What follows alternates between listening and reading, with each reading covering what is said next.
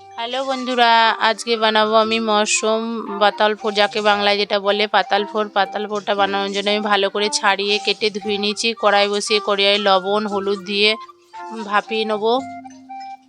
ফুটে গেলে এবার আমি নামিয়ে দেবো।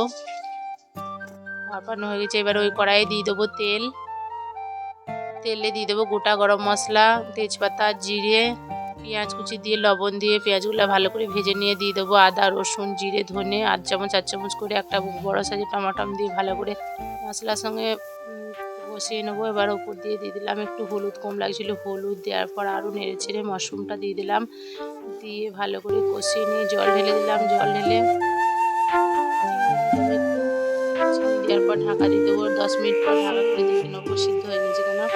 সিদ্ধ হয়ে গেছে। কাঁচা লঙ্কা দিয়ে আর লবণ কম আছে, লবণ দিয়ে রসটা মুড়িয়ে নেবো। শুকনো বানাবো, একদম লাল লাল ঝাল ঝাল মরশুমের সবজি রেডি। ভালো লাগলে লাইক করো।